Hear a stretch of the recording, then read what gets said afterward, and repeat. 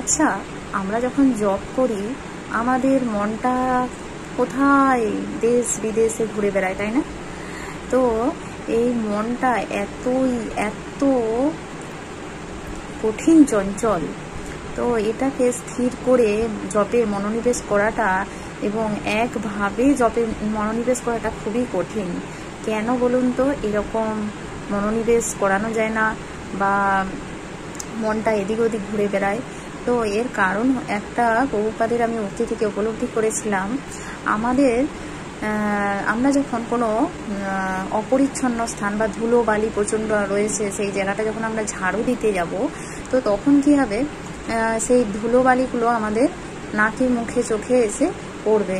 কিন্তু আমরা যদি সেই জায়গাটা যদি ঝাড়ু না দিই তাহলে তো সেটা অপরিষ্কারই রয়ে যাবে।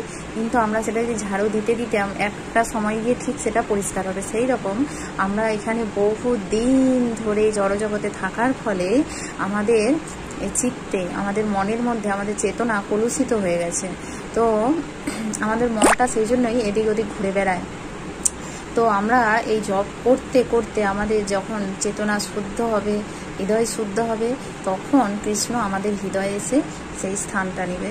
তো তখন আমাদের মন এদিক ওদিক আর হবে না কোনোভাবে। আমাদেরকে প্রয়াস করতে হবে, অনবরত প্রয়াস করতে হবে মনটাকে সঠিকভাবে ধরে। তো মাঝে মধ্যে মনটাকে দরকার পড়লে বকাও দিতে হবে যে এই মন এদিকে আয়, শোন বস, হরিনাম শ্রবণ কর। তো এইভাবে আমাদের মনকে শাসনও করতে হবে মাঝে মধ্যে। তো তখনই আমরা হরিনামে বেশ ভালোভাবে মনোনিবেশ করে জব কমপ্লিট করতে পারবো। হরে কৃষ্ণ।